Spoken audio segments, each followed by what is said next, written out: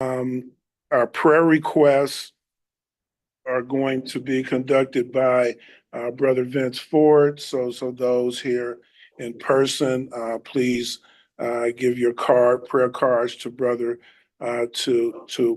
Ford. For those on Zoom, please send them to Derek Williams, and he will give them to Brother Ford. Before we begin, let us start with the word of prayer. Let us pray. Heavenly Father, we thank you again for this evening and yet another opportunity that we come together to have discourse on your word, your holy word. Heavenly Father, please watch over us all as we learn the lessons that you provide for us for our own good. Heavenly Father, we love you and give all the glory and praise to you and only you. In the name of your Son, Jesus Christ. Amen. Amen. Okay. So, communication. How do we define communication? There are different ways to communicate. You can communicate without saying a word. But there is verbal communication, there's nonverbal communication, there's listening communication, visual communication, and written communication. And will be probably, except for written communication, as we go through tonight's lesson, we'll see all of those except for written communication.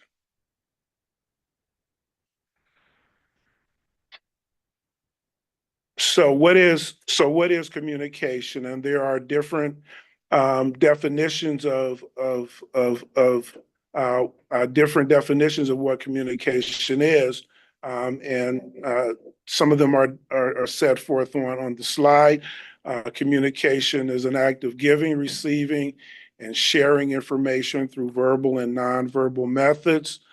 Good communicators listen carefully. It's always important before we start to communicate with someone to listen. Listen carefully, speak or write carefully, and respect different opinions. In our daily life, communication helps us build relationships by allowing us to share our experiences and needs, and helps us connect to others. And communication is a two-way process where we are sharing information through our thoughts, opinions, and ideas. And communication is real important because we can say sometimes, and I'm sure that you've listened to folks who use a lot of words that you really don't understand, and they can be brilliant. They can know their field very, very well, but if you don't understand what they're saying, it doesn't do you any good, does it? So we have to always come to where the audience is, talk to the audience, and many times the audience is obviously made up of different folks. So some folks will completely understand what you're saying, but you're saying the very same thing, and other folks won't have an idea of what you're saying. And we never want to be in a position where we're saying, if I can get this to my. I don't understand a word you just said. We never want to be there, and because if we reach that point, then the person who's communicating has just wasted his or her time, because you don't and we've all been there. An example might be when you go to your medical doctor, and sometimes our medical doctors, except for Brother Phillips, who's here in the audience, and perhaps our Brother Sanders, who's online, sometimes they talk in medical terms that I'm sorry, Sister Sanders, big words that you just don't understand. And so your response is, could you just tell me what's wrong and what I have to do? And they have to break it down and they have to break it down to you. So it's very important that when we're communicating, that we're clear. Because when we're giving information, we want to we we're giving someone knowledge that they otherwise may not have, or we're clarifying something for them. And the purpose of giving information is to help someone understand or learn more about a particular topic, situation, or event. Of course, we also receive information. Information received means that access is granted and the information required is provided in a tangible form to be viewed or heard. And it's intended to assist the hearer with addressing the hearer's questions or concern. And of course, when we're in conversation with folks, we're sharing information, which involves communicating relevant information to others in a way that is clear, concise, and easy to understand.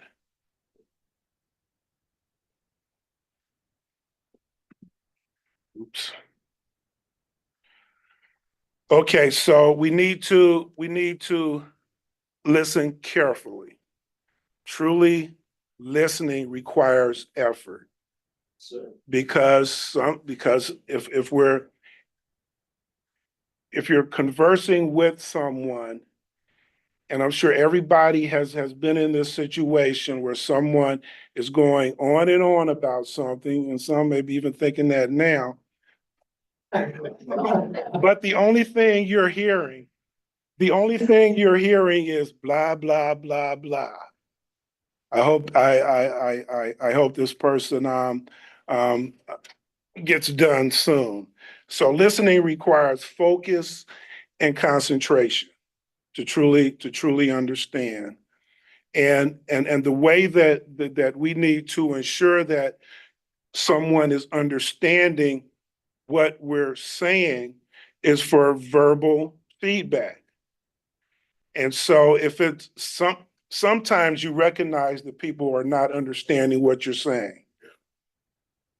Sometimes it's very noticeable.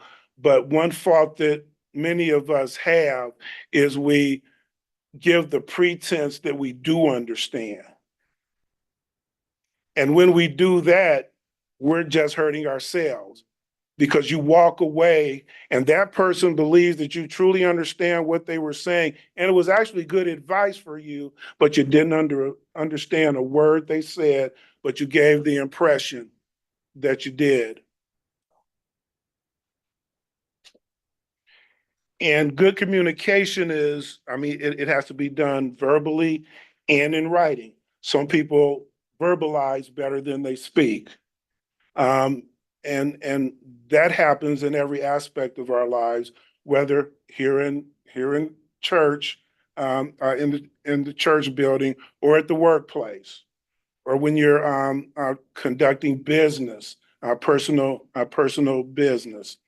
And we need to make sure that we're expressing ourselves clearly in order for people to understand where we are. This is my position on a certain situation or a certain issue. And this is the campaign season, and that happens a lot. And there are those who may pretend they understand what you're saying, but they don't understand what you're saying, or they don't care what you're saying because they don't have an open mind. We have to be, when we're communicating one with another, we obviously have to be respectful because my views on a particular issue may be completely different than yours. But I have to respect the fact that you're wrong. Oh, okay, I heard that. Okay. Some folks were actually listening. Okay. So we also have to use in regards to speaking and writing clearly, you have to use simple words. Because if you've heard someone speaking or they've read or you're reading something that they've written and they start using, as Sister Sanders says, big words, you get stuck on that word that you don't understand and will lose everything else that the person is saying because you're still stuck on that thing that you don't understand. Again, that depends on the audience that you're talking to. If Brother Phillips is talking about medical stuff, he can't come up here and talk to us like he's talking to a bunch of doctors or physicians because we don't understand. You may be in a field where there are a lot of acronyms, and that happens a lot. When someone is talking about something in their field and they start using acronyms, and what do? Pretend like we understand what they're talking about and have absolutely no idea what those acronyms mean. Has anybody done that? Oh, yeah. Yes. Okay. I asked them, I don't know. So and I learned this early on in my career that there is no such thing as a stupid question if you don't know the answer to the question. It's stupid if you walk away without asking the question that you don't know. Sure. Now, sometimes you may be interacting with some folks who you know have the answer to your question, but you don't want to deal with that person. And again, this is another lesson that I learned is if you know that person has the answer, ask that person. It may be the worst 5 minutes of your life to get the answer to that question, but once you got it, you got it. And you will never have to deal with that person again, It's not on that name. at least on that issue. But you have the point is you have the answer. It doesn't matter how you get the answer, but you got it. And once you got it, you got it. Uh-oh, I think I messed up my, so active listening. Does anybody know what active listening is? Yeah. What is active listening? Well, so what I know of active listening is you're listening not so that you can, or so that you can give a response, but you're listening for understanding so that you can give a response to what the person is saying. Exactly. Oftentimes, what we do though is listen for response. Simply response. You're figuring out what your reply is. And many times we do that before we even start engaging in the conversation. And especially for difficult conversations. And I know that the majority of folks in this room and online have done this when you're getting ready to enter into a conversation that you know is going to be confrontational.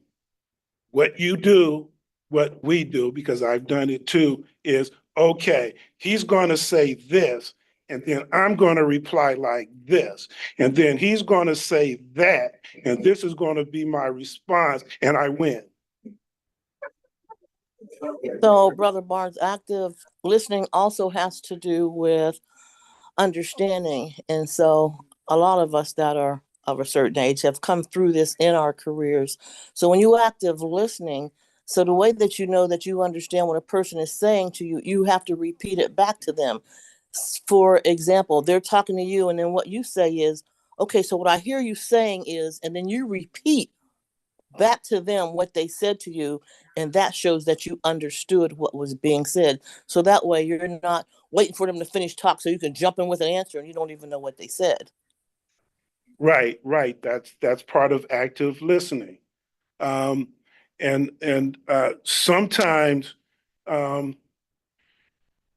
people can use that inappropriately. Have you ever heard the when you're debating with someone and they and it appears as though they believe that you're wrong or that you've even done something wrong, and they ask you, help me understand what you just did. That can sound like an accusation. Let me understand. let me understand, help me to understand why you did that. That's probably not the way you would respond to that person or react to that person or get that person to tell you what you want them to tell you. The proper response is to ask an open-ended question. Because open-ended questions are more easily answered, and it gets the person talking, Yes. which is something But that is an open-ended question. I'm sorry. I said, but that is an open-ended question. Help It- me it- understand. It, Any it is question an that you open, can answer with yes or no. Yes or no, no. right, that's, well, some questions can be answered with a yes or no. But sometimes we ask Yeah, and those folks, aren't open. yeah, Right. and many times we ask folks what we would call leading questions to get the Oh, answer yeah. that you want, rather than asking an open-ended question to get the answer that the person wants to give. And my point earlier, what may appear to be an open-ended question is not always an open-ended question, because someone may ask you something where they've already plotted out what their line of questioning is, and they're trying to get you to where they want to be and not where you should be in regards to your response. So we have to be careful in how we frame even open, or what may appear to be open-ended questions. So also we have to make sure we have the proper tone and inflection, because that's another part of understanding the tone you use, the inflection, the paying complete attention. And then, like you said, I iterate what the person said to you to make sure you understand. Those are all positive. One of the great things about being in sales is we learn all of those things so we can make sure we understand our client and move forward positively. So, yes. Yeah, because the one of the major points is if you do ask an open-ended question, most people want to talk. Yeah. And if you show an interest in what that person is saying, you get a whole lot of information that you otherwise would not have gotten.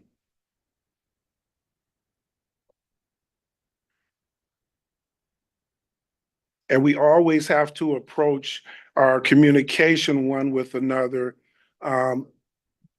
wanting to learn what a different perspective is, because we have our own, I'm not going to call it baggage, but we have our own ideas of how people should think.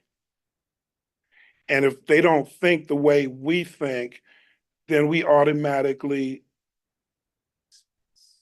dismiss or deem that person to be wrong, or there's something wrong with them.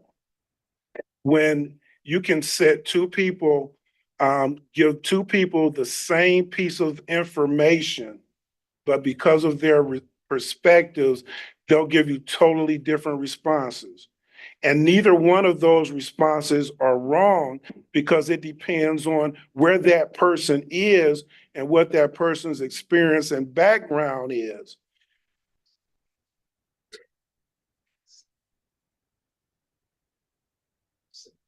So there are a number of nonverbal methods of communication, and some of them were mentioned earlier. When you're communicating with someone, your posture makes a difference. Your body language can tell somebody something different than what you intend, or it may tell them exactly what you intend. Your tone of voice, your gestures. I have smell down there, but it's true. If I'm having a conversation with you and you're wearing certain one, you may perhaps you didn't bathe or whatever, or you have on perfume or cologne, and I'm sensitive to perfume or cologne. That affects our communication. That's our question. Mhm. Personal presentation, your facial expression, and we all do that. Yeah. We all do that. See. And some of us can hide it pretty well, but other of us can't. Sometimes it depends on the situation. You give the person, I mean, what you said just doesn't make sense to me. Or they're happy or it hurts them.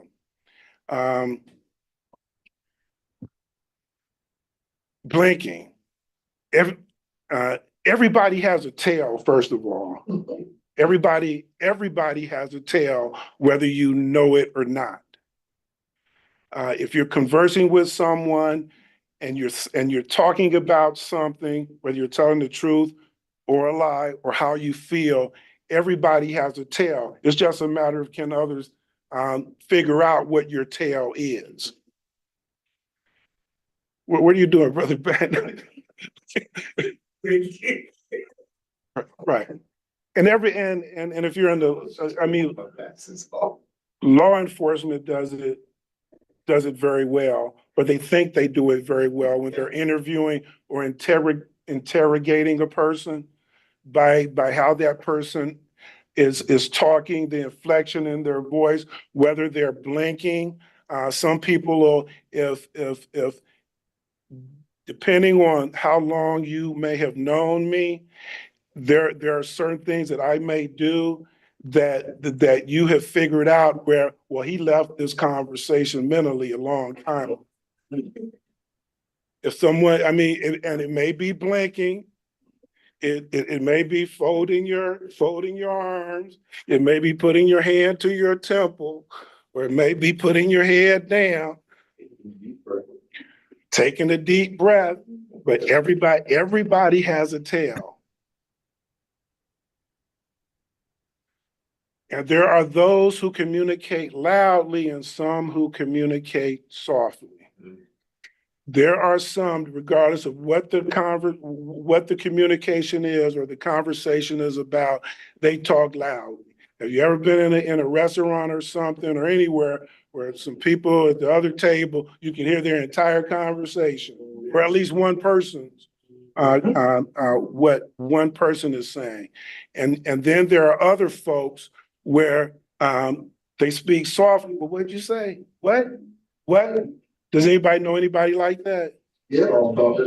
Soft talkers, loud talkers.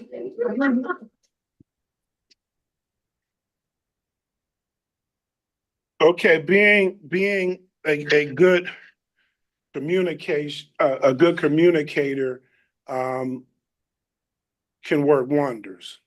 It can even save lives. We all know who David was, right? And we know, and this is an example, yet another example of how David was not always a good person, and how he was not perfect. And there's a lesson for us that God doesn't expect us to be perfect. And we know that David was a man after God's heart, right? So, but David had his faults, and he would fly off the handle at any given moment.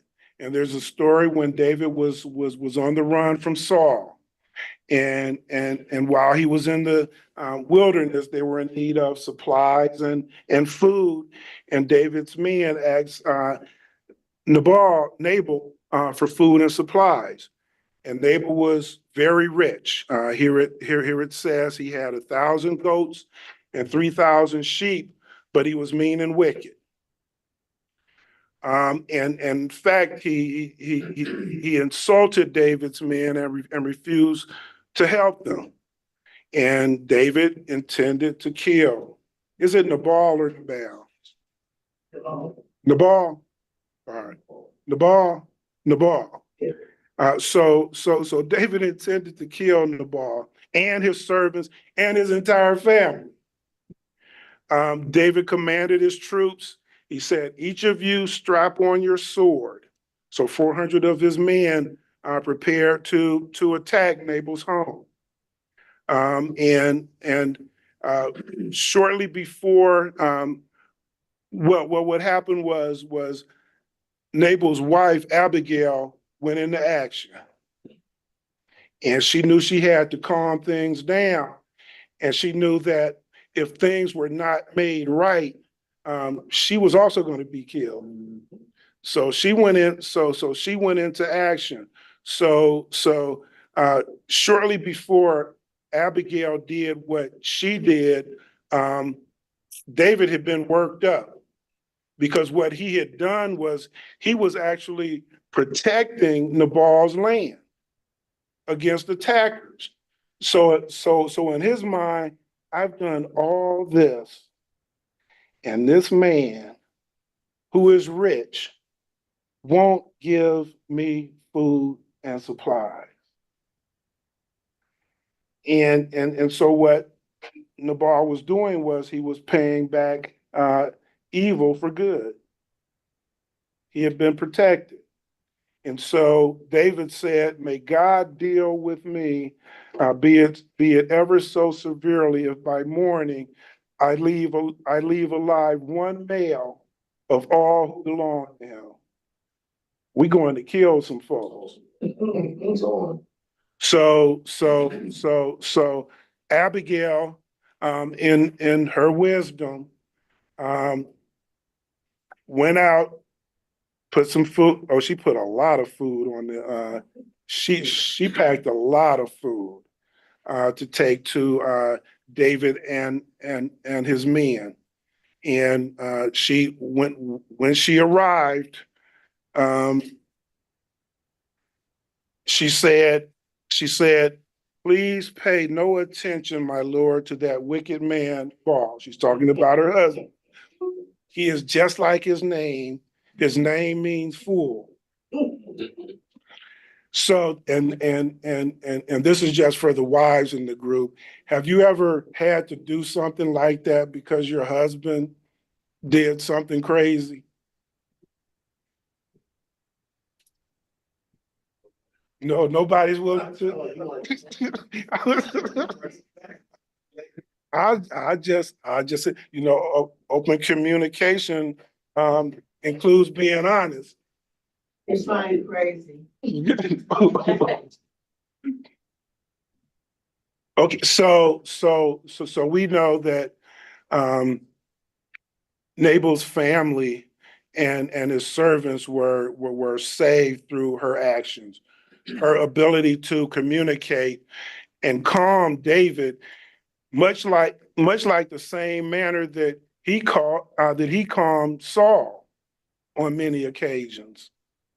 So David accepted from her hand what she had brought him, and he said, "Go home in peace. I have heard your words and granted your request." And she, of course, she had not told Nabal what she was doing. One, he was drunk, but she didn't tell him until the following morning what she had done. And I mean, the scriptures don't really say what their conversation or communication was, but we do know that God handled it. Amen. Because I think within 10 days, he was dead. God struck him. And that's an example for us today that God watches everything we do. And Nabal was wanting for nothing. He had everything that he could possibly need, but he was not willing to help someone in need. Someone who had actually helped him. Now, when we help folks, we should have no expectation of anything in return. But in this particular situation, this was someone who had done something for him, and he still refused. He still refused to help.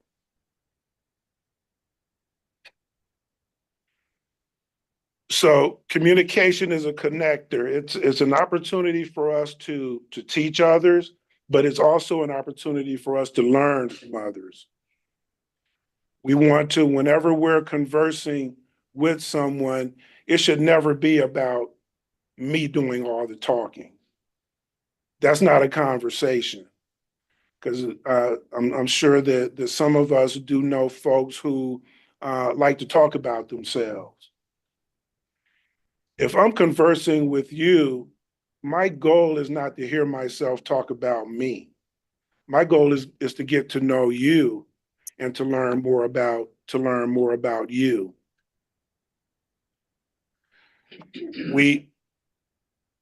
We know that communication begins early as we're infants.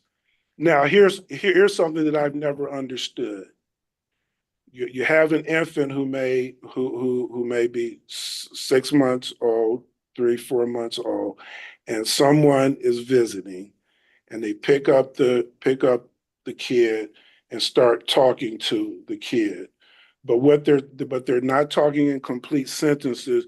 They're saying gigi goo goo. Oh, baby talk. Gigi goo goo. Can somebody explain to me why folks do that? Tradition, Is it tradition? bad tradition. It's a bad tradition. The kid does not understand what you're saying, and never. I'm not. No, I'm done with that. My wife has told them, they don't understand that language, but they do understand English. Right. Serious. Right. Talk. Right. We talk. They don't understand one or the other. So talk to them like you would as though they understand what you're saying. It's going to be meaningless anyway, but some folks may think that the infant understands gigi goo goo.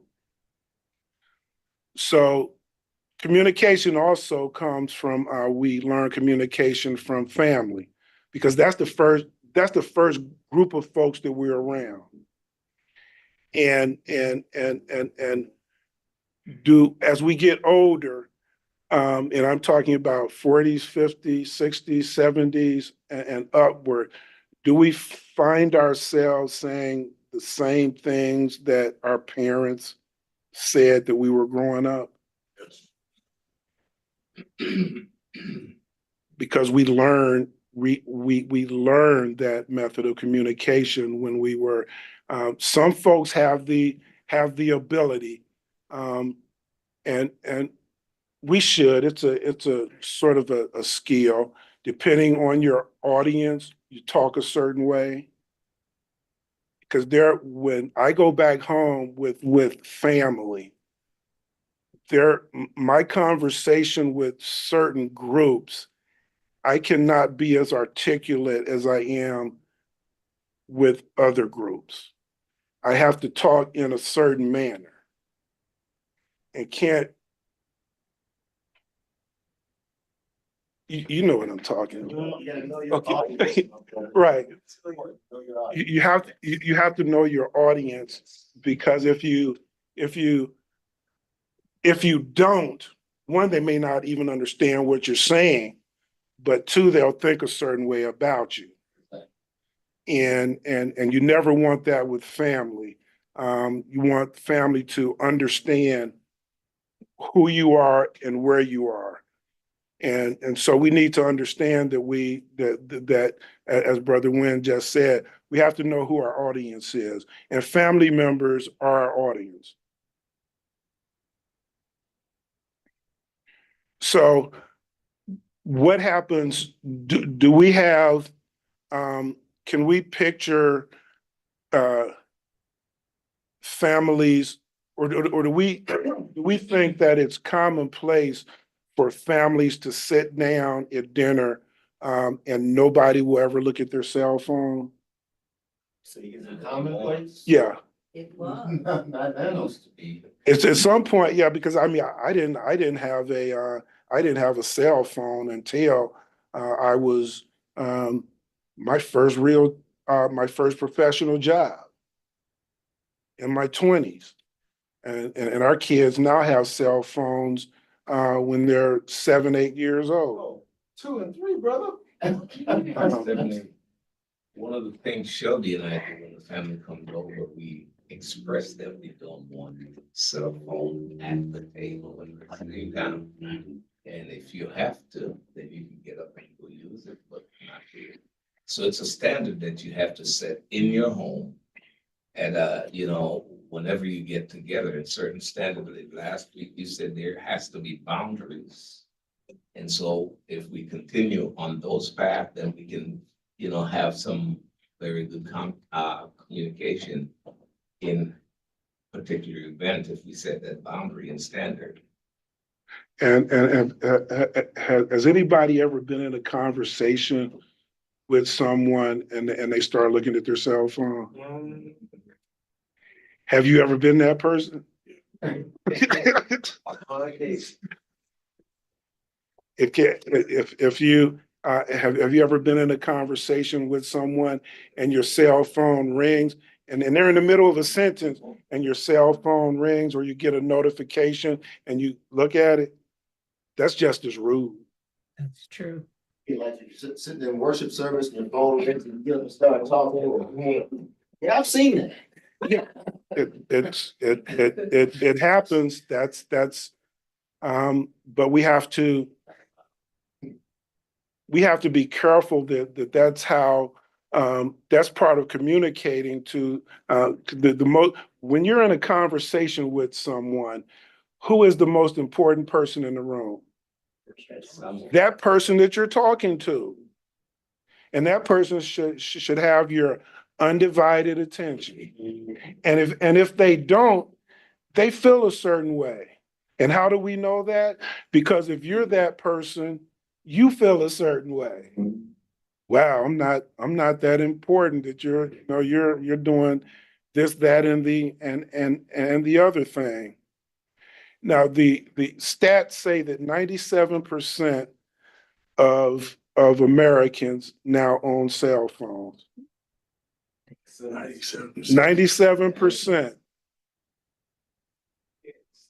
And 76% of those who are over 65.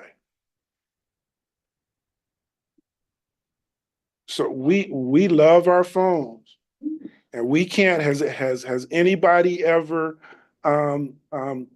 forgotten their phone at home and actually reached the highway and then turned back around and gotten their phone? You want confessions? See, open communication means honesty. Now I can say that I have done that. I feel I really don't feel right if I go the entire day without my cell phone. Now, some people will convince themselves that, well, I need it in case an emergency happens and somebody needs to reach me. When I was growing up, until I was 20, I didn't have a cell phone until I was 23 or 24 years old, and emergencies happen. Brother Smith. That is a matter of communication anymore. It wasn't cell phones first came out, but at this point, all of your information is on that phone.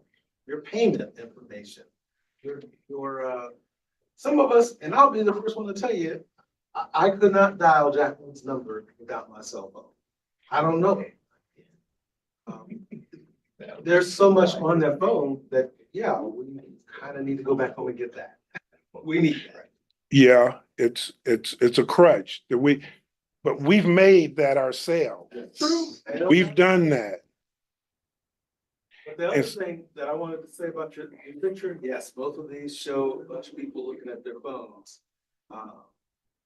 And they need to put the phones down, but it's a beautiful thing that they're actually getting together to have a meal. That's what we need to encourage, to reinstate that where that has been lost, or to continue that where it's still going on. There was a time in our families, if we go back far enough, where it might have been a standard practice every single night that the family got together and had a meal. And then there was a time that the extended family would come over every week, usually on Sunday afternoons. And there's so much history and legacy and camaraderie that is shared and learned, and that we groom people that way, and that is being lost on a regular basis. That is being lost in our families and in our communities. And we need to value our older family members, talk with them, get their wisdom, and we're losing that. Yeah, and cell phones also give us the illusion that we're communicating more with each other. But communication means true communication, and intentional communication is more than sending a text or an email, rather than picking up the phone or even using the cell phone. Because there are a lot of folks who have cell phones and they don't talk to people on the cell phone. It's all about texts and emails. Brother, we have a little time. One of the other issue with that is, people are thinking you're saving time. All these different, what should I call it? Communication methods, Different, social media. medias and so on, and said, I'm doing this to save time, which is consuming 10 times the amount of time if they just leave it alone. And so it is, the perception of what it's doing is the proper idea of what it's doing is not being said. And so there's nothing like personal communication. Sending a text is not personal communication to me. And the lack of personal communication impacts us mentally. And we've been given a good example of that when the pandemic hit. I mean, people lost their mind because they couldn't communicate with folks. And yet at the same time, some folks got so used to it, they didn't want to communicate personally with folks. And that, bad, you know.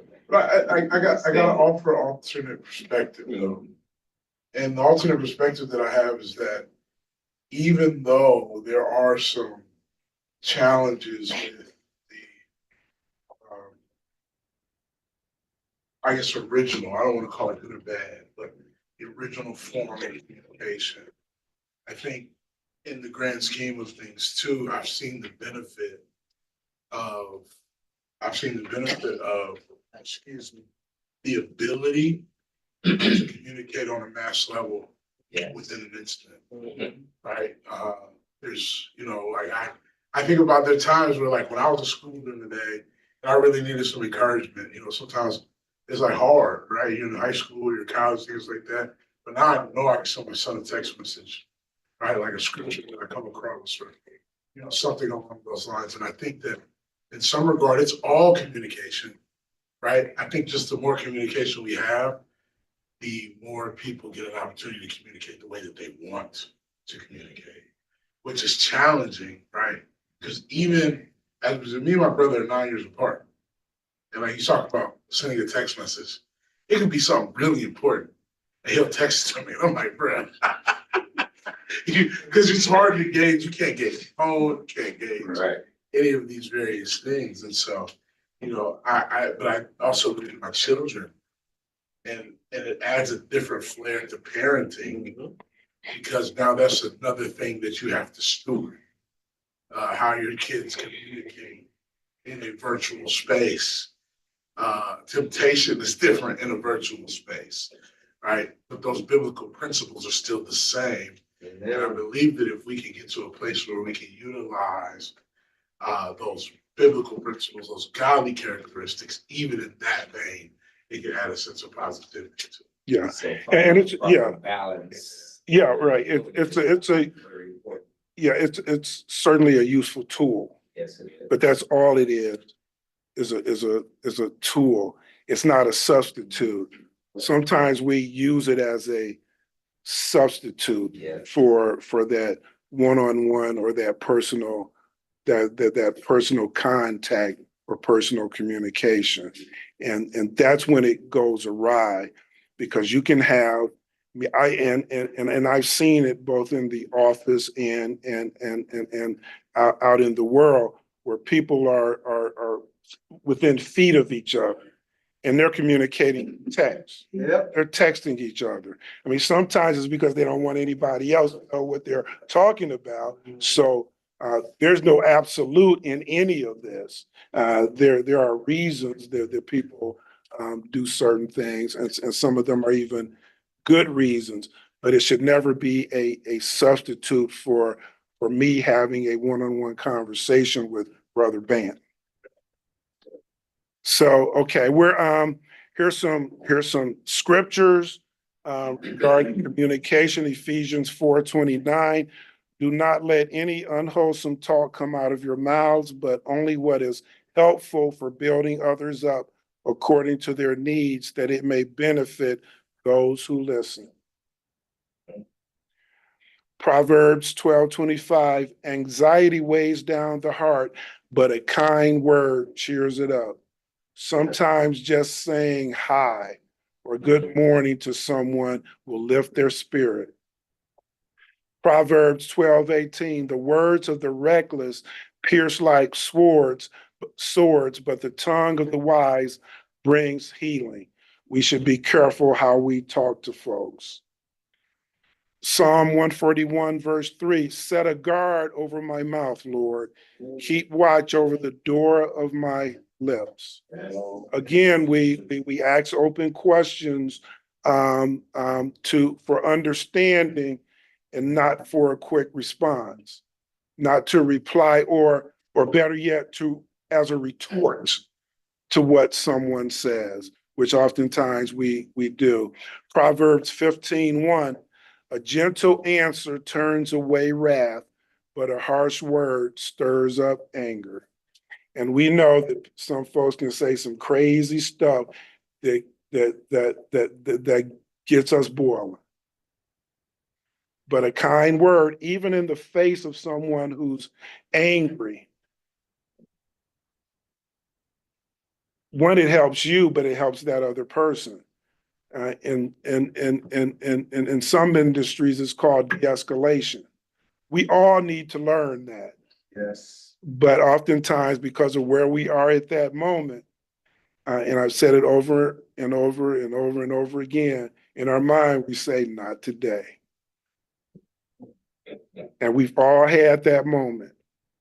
Proverbs 15:4, the soothing tongue is a tree of life, but a perverse tongue crushes the spirit.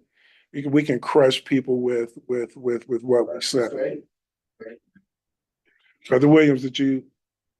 Communication major, and I believe one of the first things they teach you is that to communicate, you need a sender, a medium, and a receiver. But because we lament how we used to use methods of the medium may have changed, but the message should still be the same. These things should be taught. Even if we have kids who use TikTok, we need to teach them these concepts instead of just saying TikTok is bad. I think the bad part is if you don't have a message, don't use the medium. If there's no receiver, don't act like you're yelling at the moon. Be able to guard your words, be able to use kind words, be able to, if the text message is good morning, that should be the text message. Not, did you see what happened bad across the street? So it's kind of like saying, what's your favorite time of the day? Well, it's only going to last for a moment. Our favorite time was when we could sit together and have a meal together and the family gather together. But in the community, we don't live that close to each other anymore. But to keep together, we even used the method of Zoom to try and keep the congregation together during the pandemic. So the medium changed, but the message didn't. Thank you. Okay, so we're at the point of reflection, and I've committed that I will never hit the top of the hour, being 8 o'clock. before my last, and the week before that. That won't happen. So to avoid that from happening yet again, we're going to I'm going to or have Yolanda do the reflection at the top of the hour, the beginning hour of our next class. So we're not going to do the reflection tonight. Okay, so homework on Sunday, Brother Smith's topic will be God's plan, system 3, Deuteronomy, chapter 6, verses 10 through 12. And on Wednesday, I'm going to be talking about commitment. And please read Proverbs 13:24, Proverbs 19:18. 1 Samuel 20, verses 12 through 16. And that concludes tonight's lesson. I will now turn it over to someone other than Brother who just returned to the room. I'll turn it over to Brother Williams for announcements. First of all, thank you once again for a great lesson and great points that were made. As far as announcements, we're getting we have fewer things to announce than we did, but we have some major things that are coming up.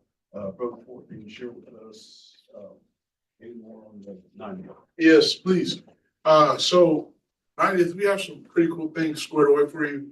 We've been able to gather some historical information as well as some pretty fun information from some of our family who've been here for quite some time.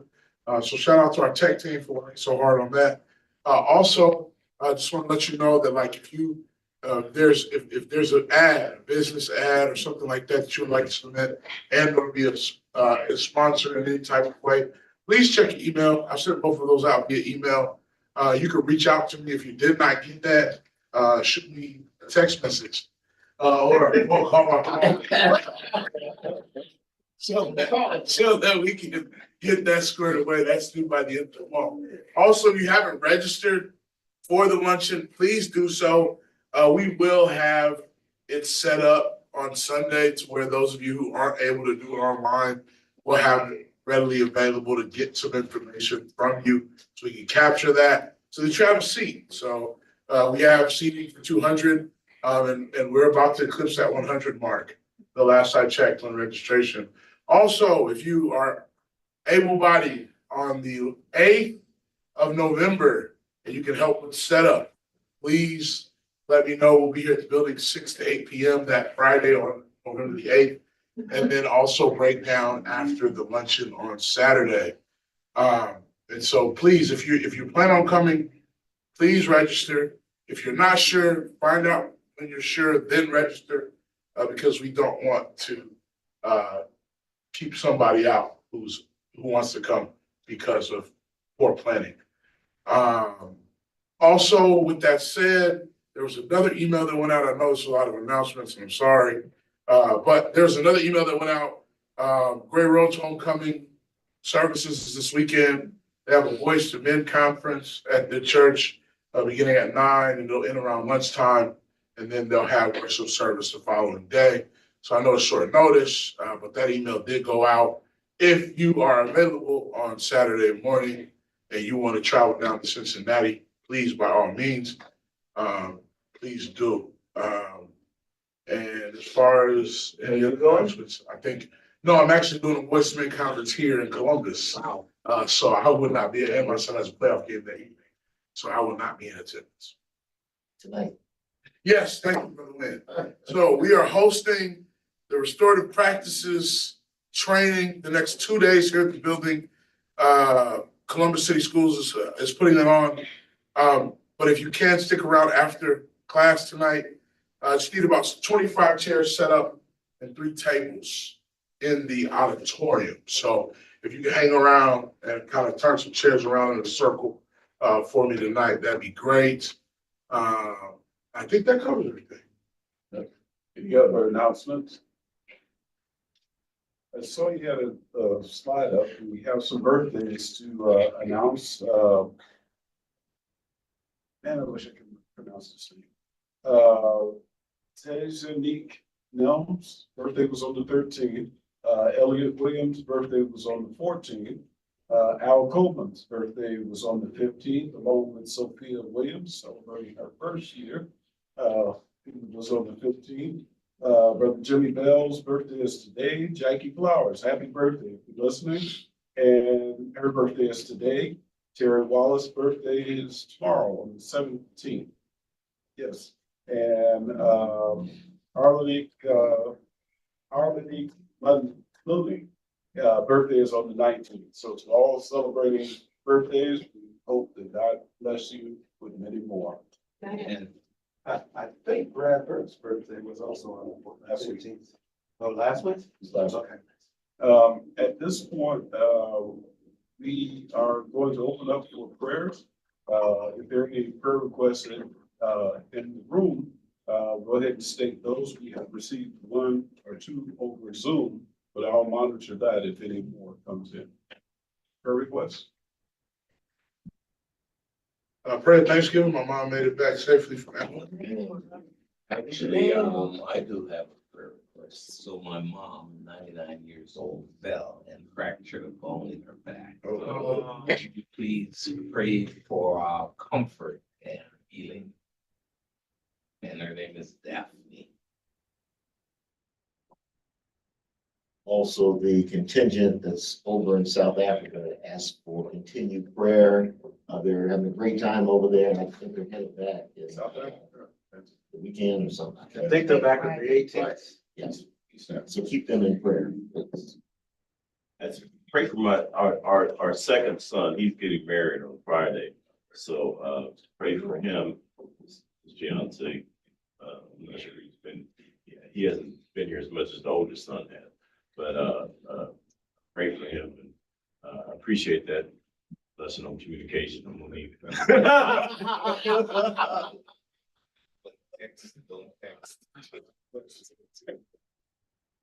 Are there other prayer requests that we are not aware of? Sister Sanders is saying, thank you for prayers for traveling grace. We had a great time in Dallas. Also, prayers for travel as we go back to pick up Sister Burnside in Chicago. So we're glad they made it and look forward to them being back soon. All right, got a couple of cards here too. This came from brother and sister Fellner. Their cousin had a heart procedure, was successful, but also pray for continued healing and strength Amen. for his big brother Sam and all the family members. Also, Sister Sanders puts a prayer request in for her brother Charles. He's been struggling this past week with his breathing, and then also pray for Emmett for his health challenges as well. So we want to continue to keep them in prayer. If nothing else, I ask that you go to God. And first, good to see Brother Sweet here with us tonight.